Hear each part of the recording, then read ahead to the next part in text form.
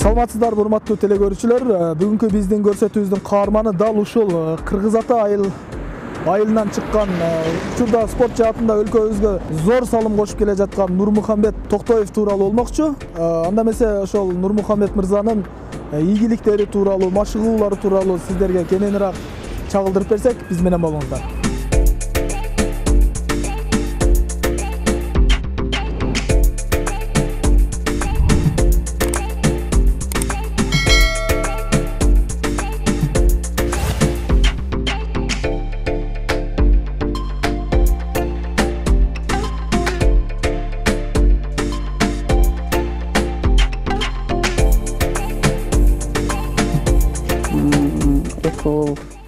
Эки эжеси, бир агасы бар. Эми не дейм баланын жөнүндө, кичинесинде чындыгында эле шок болгон. Окууларын калтырган эмес бир дагы, шоктонсо дагы. Көчөдөгү балдардын көбүн уруп коет эле, чындыгында эле. Ошентип чоңойду, өтө шок болуп чоңойду. Барып эле ушу 7-класс чоңойгон маалда эле анан оор басырыктуу болуп кетти. Чынын айтсам, ошо кичинесинде шоктуктарынан азыр эч жок да, чынын айтсам. Эми топко кызыгуусу эми бизге билинген ушу чоңойгон маалында ушу 7-8-9 класстарда топко барып жүрдү мектептен. Ошко, Нокатка ошко өттүк деп жүрдү да. Кийин Бишкекке өтүп, ошентип Борко лицейине өттү. Кийин ал жердеги эми негизинен Марлен ал жерде бардыгы эл тааныйт. Баламы көбүнчө ошол тренировка кылдырган ошол деп ойлойм да. Ошону менен бирге жүрүп, топту ошентип тренировка кылып жүрүп, ошо топко кызыгуусу артты. Андан кийин агайлары, мектептеги агайлары дагы ошо өздөрүнүн жакшы насааттарын, ошо тренировкаларды кылдырып, ошо агайлары түрткү берди деп ойлойм. Ата-эне эми чындыгында эле балдарын, бардык эле балдарын ошол кандай болсо дагы жакшы жашап, ошол турмушта өзүнүн ордун таап жашаса, эми ошол да эми ата-эненин бактысы, сүйүнүчү ошол баласында да. Эми баламдын өзүнүн жөндөмү ушул экен. Мен эч өкүнбөйм. Аллага шүгүр, жакшы ийгиликтерге жетишип, окууну бүттү, иштеп атат азыр. Бир кызы бар.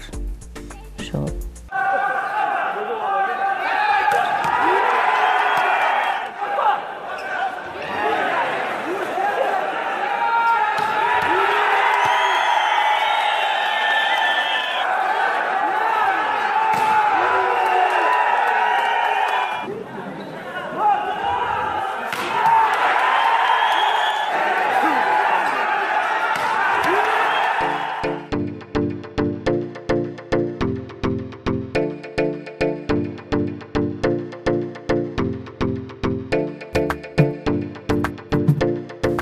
Нурмухамбет интернетти карап, видеолоруңду карап, издеп көргөндө мындай үйүңө келип, айылыңа келип, мындай таткан видеолорду чынында таба алган жокпуз да.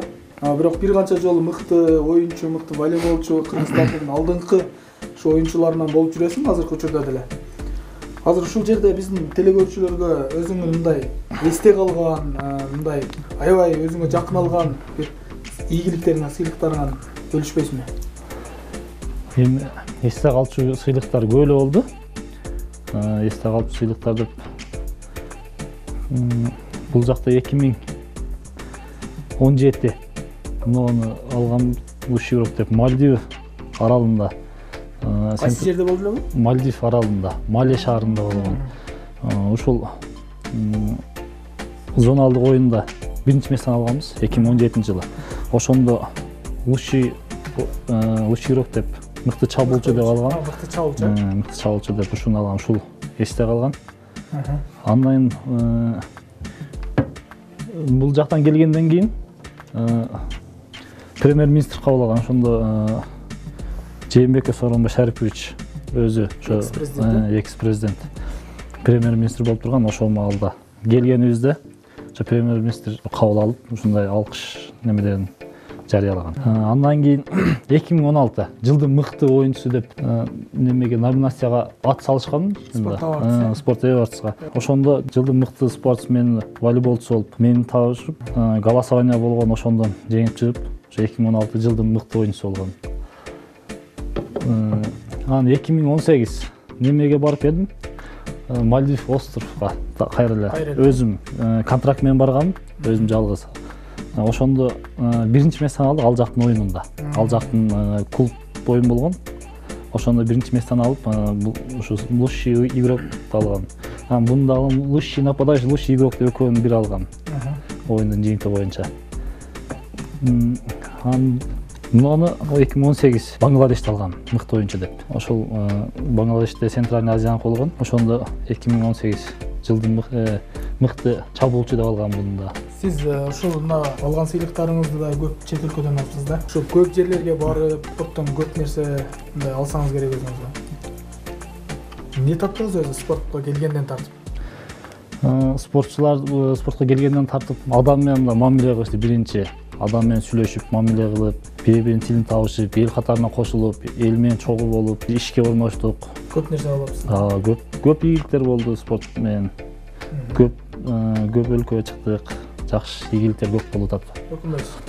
Өкүнбөйм.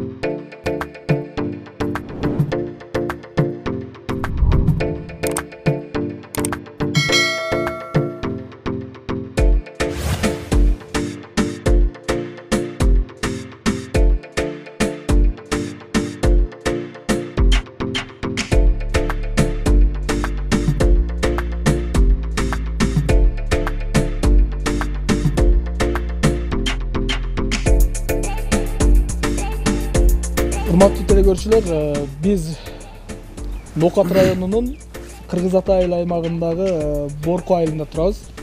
Нурмухаммед, өзүңү кыскача телекөрүүчүлөргө тааныштырып өтсөң. Биздин айыл Борко айылы, Кыргыз Ата айыл өкмөтү. Мен ушул жерде төрөлүп өскөнмүн, ушул жерден волейболго болгон кызыгуум ушул жерден башталган. Биринчи кадамдардан болуп, ушул Боркодон кадам таштап ойноп баштадым. Дайыма эле берилүүчү суроо, ошол сизди ким ушу волейболго келишиңизге түрткү болду? Кантип кызыгып калдыңыз? Мен мектепте ойноп жүргөндө волейболго анча деле кызыкпас элем. Футбол ойноп калчумун. Анан волейболго бул жерде ылдыракта Мадаш Марлен деген агабыз бар. Ушул эле көчөдө? Ушул эле көчөдө. Анан ошол алда күчтүү ойночу эле. Анан ошол кызыктырып баштады. Анан ойноп, кичине айылдарда барып ойноп, айыл өкмөт оюндарда чакырып кошуп алып ойнойт элек. Анан бул жакта тренировка кылчу элек. Тоолордо бул күндө келчү эле, күндө черезден келчү эле, черезден экөөбүз тоого чуркайт элек. Бир ай, 2 айдай чуркадык тоо. Ошондо жакшы результат болду. Мектепте окуй элеңиз ошо? Мектепте окуйдум. Ошондо тоого чуркап жүрүп, жакшы результат болду. Ошол менен мектептеги оюндарда жакшы оюн көрсөттүм. Райондук оюндарда жакшы оюн болду. Бизде да башка балдар бар, өзүмдүн досторум, менин тең балдар. Ошолор да жакшы ойночу эле. Ошолор менен чогуу оюн алып барып, райондук деңгээлде күчтүү оюндарды ойноп жүрдүк. Айыл өкмөттөр арасында да эмес ошондо? Айыл өкмөттөр арасында, мектеп маалында. Район арасында, мектептер арасында, мектептерге болгондо областка тамдалдым. Анан областка тамдалып, областтан биринчи месте алдык, Нокат районунун окуучулары. Анан республикага бардык. Республикада ойноп экинчи месте алып келебиз. Мектеп маалында эле. Ошондо 11 класс болчу. Мен 9 класс тренировка баштап, ошо 11 класста ошо республикалык оюнда экинчи месте алганбыз. Окуучулар болуп.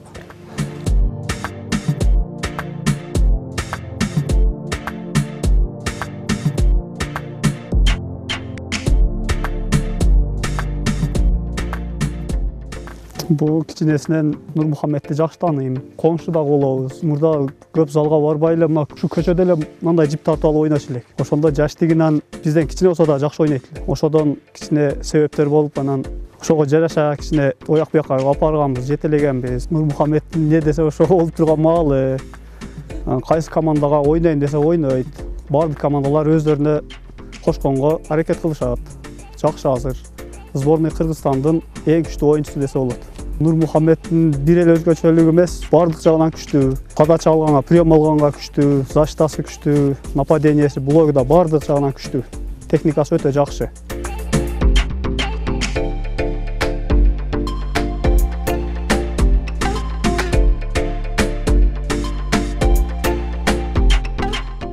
Ошондо биринчи сыйлыкты алганда катуу толкунган, биринчи видеолор чалгам. Ушундай болуп биз экинчи месттен алдык деп.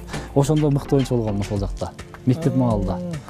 Ол маалда Мыкты чабуулчу же мыкты оюнчу? Мыкты оюнчу болгом. Мыкты оюнчу. Мыкты оюнчу болуп, видеолор чалсам, видеолор сүйүнүп, биринчи сыйлык алганым ошол болгон, мыкты оюнчу.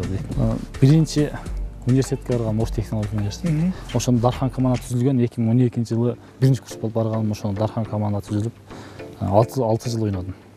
Дархан 2016-жылдан баштап анан отор командага өттүм. 2017-ден анан отор командада ойноп баштадым. Азырга чейин отор командада ойноп келем. Ошто ким маштырды сизди? Эмне шаарга барганда маштырчуңуз алмаштыбы? Ошто биринчи университетке киргенде Кулуев Бактагай машыктырат. Андан кийин Дархан түзүлдүк. Атабаев Алмаз деген агай 2016-жылга чейин ошо Атабаев Алмаз деген агай маштырып кетти. Алдан окаттык. Алдан окаттык. Биздин эле айдан ошо Кыргызатадан. Кыргызатадан. Кыргызатадан оюнчулар көп. Бул жакта ушул эле көчөдө şu ayağırağında Qaparov Niyaz деген ağız var. Al күчтүү oyuncu oldu. Атактуу oyuncu да. Аны бүт бар таанıyt. Ошол да ушул көчөдөн болду. Сизге суроо да. Ушул суроону мен Алмаз Атабаев агабызга да берген болчумун да. Жок, Бакыт Алиев агайыбызга берген экем. Сизге да берейин. Эмне себептен Ноокаттан ушундай волейболчулар көп чыгат? Бирок Ноокаттын да ичинен Кыргызатадан көп чыгыптыр да. Мындай республикалык деңгээлде атактуу oyuncu болчу. Эмне деп ойлойсуз себеби? Илгертеден айтып койсот го, волейболдун экени Ноокат деп.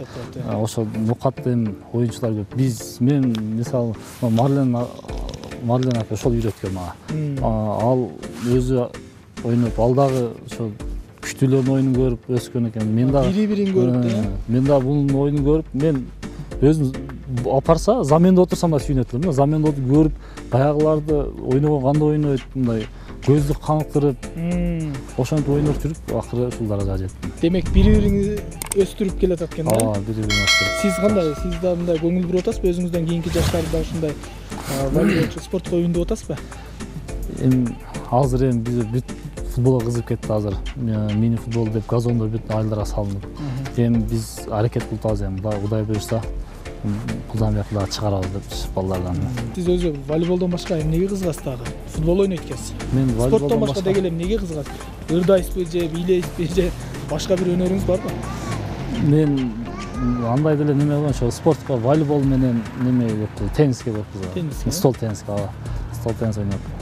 Мектеп 5-6 класста ошо стол теннис ойнойт экен. Областка баргам стол теннистен. Ал жагынан дагы чыккан экенсиз. Бирок эң жогорку ийгиликтерге волейбол менен жеттиңиз окшойт. Эң жогорку ийгилик ошо волейбол менен. Футболдончу?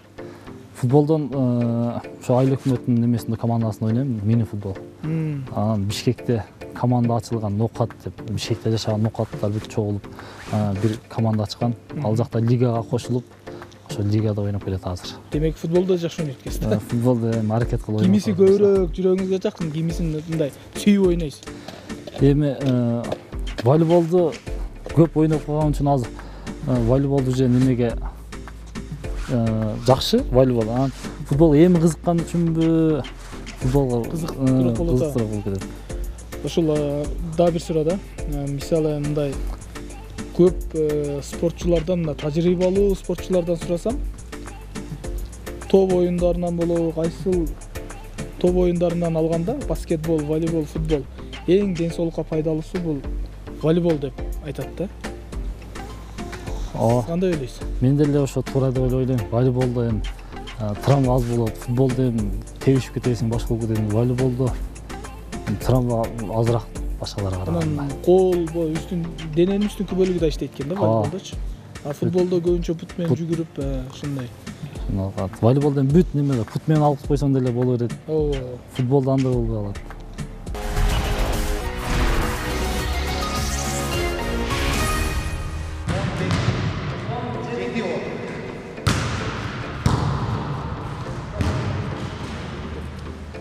волейболчуда бир эле нападение кылган же болбосо прием кылган бул Нурмухаммедке бүт нерсеси келишкен. Бүт нападениясы, приему, блогу, подачасы аябай жакшы. Ошонусунан бул өзгөчөнүп турат. Нурмухаммедти мен Ош техникалык университетинде окуп жүргөндө 3-курсунда бул 1-курс болуп келген. 2013-2012 жылда. Ошондон бери чогуу ойноп, бир университетте чогуу ойноп, ошондон бери таанышып. Эми машыгуулар азыр күндө болуп атат. Чемпионатка белгиленип тур азыр. Күнүнө саат 3-төн 5ке чейин ушул жерде, ушул залда тренировка болот. Балдар азыр эми кичине оюнга неме кылышат, сыгырныс болуш керек бири-бири менен. Азыр ошого эле даярданып атабыз. Оор нагрузка бербей атат. Оюнга уже 10 күндө эле калыптыр. 10 күн, 2 жума. Ошого азыр эми сыгырныс болуш үчүн кичине топ менен эле тренировка кылышат. Эми ден соолук жакшы болсо, Кудай буюрса дагы 4-5 жыл ойноо деген ниеттер бар. Ошо эми азыр баары эле тирликке кирип кетип атат. Эми топту да бирде алып кетебиз деген ниеттер бар эми ошо 4-5 жыл дагы катуу ойногон. Эми бул жагын мамлекеттин каржылашы бизде бир аз слабый. Ошондой болсо да бизде федерациянын президенти бар, Элмир Ракиевич деп жакшы колдоо көрсөтөт. 2010 жылдан бери ушул даражага жеткирдик, сборный Кыргызстанды карап.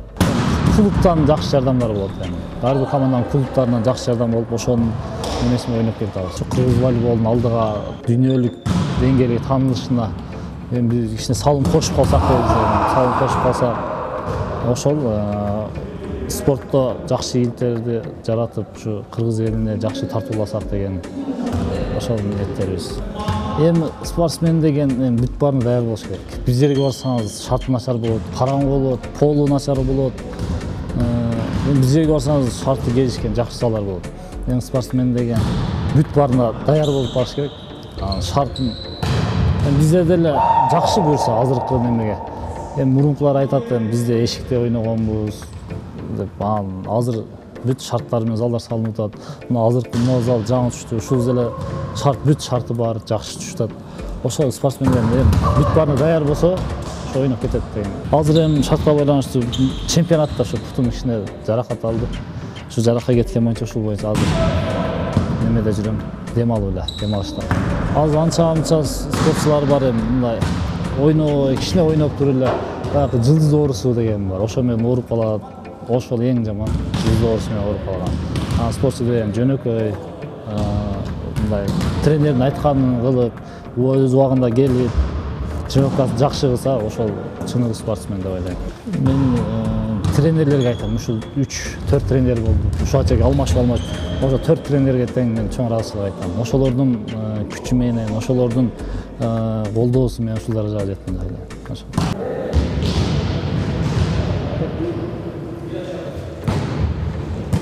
Урматтуу телекөрүүчүлөр, бүгүнкү көрсөтүүбүз ушуну менен соңуна чыкты. Мына өзүңүздөр күбө болдуңуздар, ушул кандай жерден чыкты, кандай шаттама чыкты ушул биздин чемпионубуз, биздин сыймыгыбыз Нурмухаммед. Эмне дейбиз? Азыркы спортчуларга мына ушундай залдар болсо, ушундай шарттар болсо, Нурмухаммедке окшогон мыкты волейболчулар спорттун башка тармагынан дагы чыкмак деп ойлойбуз. Нурмухаммед мырзанын машыгууларын сиздерге көрсөтөлү деп аракет кылдык, бирок тилекке каршы жакында болуп өткөн чемпионатта бутунан жаракат алыптыр. Албетте кийинки көрсөтүүлөрдө толук чагылдырганга аракет кылабыз. Жолугушканча.